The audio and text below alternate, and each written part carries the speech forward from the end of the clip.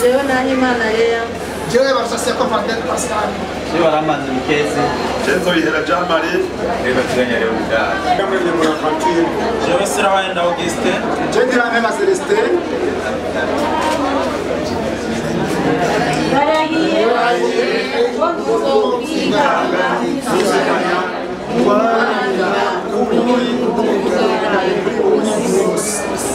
Ego uko mwabibonye abatowe muri zone Kamenge igizwe n'amakaritiye 9.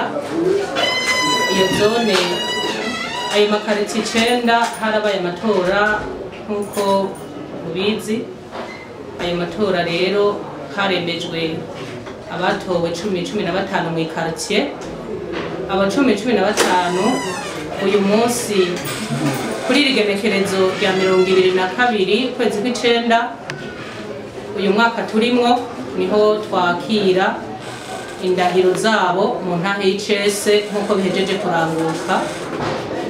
Abo batowe kira quartier yose yarenguka imbere y'abagize inama yo ku mutumba bagashikiriza indahiro zabo nkuko itegeko ry'indwi ryabivuga muri abo gatabo kabagenga. Bahejeje gushikiriza indahiro zabo zigaca zakigwa muri sentare y'intango mu ntahe y'icese yo muri ako karere ikoreramo. Ibyo rero niko byagenze.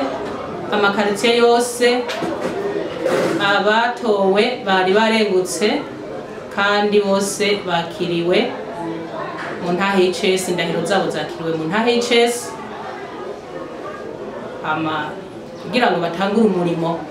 Itegeko ryavuga yuko imbere yo gutangura amabanga yabo batorewe babanza kurahira imbere y'abagize inama yo ku mutumba. Izo ndahiro zigaca zakirwa mu ntahe y'icese. Nivyo mubonye bihejeje kuba. Hari abo natwe twamenyeye mu ntahe y'icese ko batashoboye kuza nko muri quartier ya Mirango ya 2 no muri Twinyoni. Abo batowe bose uko bari 15, umwe yasivye atamvo, ubundi barasigura ko ari mu bitaragwaye, ubundi nyene uko ni 3 bahazemwo. Muri quartier Mirango ya 2 habuzemwo 2, muri Twinyoni habuzemwo 1. Ahabuzemwo 2 bavuze ko umwe yasivye kumvo y'amagara, aho muri ndi quartier nabo 2 abo bandi 2 nabo bavuze yuko batazi inkuru zabo ko kugeza ngo mu gatondo bagumya barondera badashaka kubatora. Ukuvuga basivye atamvo kandi nka sentare ntavyo twari tuzi, ntibigeze babitumenyesha nkuko namwe mwavyumvise. Twabimenyeye mu ntahe y'icese.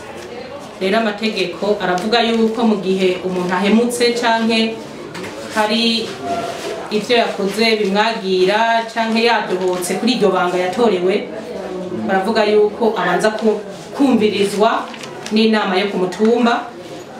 Ihejeje kumwumviriza bigaragaye ko yosubirizwa agasubirizwa hisunza amategeko, kuko hasubira kuba amatora akabona gusubirizwa abanje gukorwa amatora. Nuko rero bizokorwa, tuzobikurikiranira hafi kugira ngo bikunde abo bantu batashoboye gushikiriza indahiro zabo nkuko bari barabitorewe, kandi tukaba tutamenye imvo na cane kuri abo 2 uko urwaye we biratahuritse subugaba yagize ahubwo n'amagara ya mukizi. Tuzokwirikirana gose kugira ngo bikunde ibitigiri bigume byuzuye kwisunza amategeko. Jewe uko ndavyibaza bisanzwe abatowe uherekera hose intahe yo kumugina yamyeho, ibaye bunagugwe gusa nayo ubundi yaramyeho. Aba bagize intahe yo kumugina akarusho kabo nuko bazoba hafi abenegihugu cane, kuko mu matati abenegihugu bagiriranira abera mu makaritiye barya bazoba hafi kandi bazokwitwararika cane ico batorewe. Umuhamagaro wabo si umushahara baje gukorera nkuko itegeko ribitubwira, ariko bazokura nyungu babibonamo ata kugira ngo cane ineza y'umwenegihugu ije imbere. Nico bazisunga cane, gutyo amahoro n'ubutungane birambe mu Burundi. Vyerekeye ako karusho ntaco no bivuga ko kugira ngo ivyo leta niyibizi icyo tuzi nuko batowe kugira ngo batunganize abenegihugu leta nizi uko izobagenza mu gatabo kabagenga itegeko riratomora neza ko atabihano baca barumvikanisha gusa kandi umwumvikano ugenze neza bica bishirwa mu ngiro mu gihe umwumvikano wanse babaha icegeranyo bakitura sentare ibifitiye ububasha ni nk'uko n'ibyo bazakira mu matati y'abazoba babitura bazokwakira amatati sentare y'intanga ifitse ku bubasha hari aho bageza rero batazorenga nta bihano barekuriwe gutanga kuko bajejwe kumvikanisha mu kumvikanisha nta bihano bibamwe bazobumvikanisha bikunze umwumvikano ugahuza bakawuhuriza ko bice bishirwa mu ngiro ivyo rero bazoba bakoze gutyo byahurijwe ko nabo n'abari batase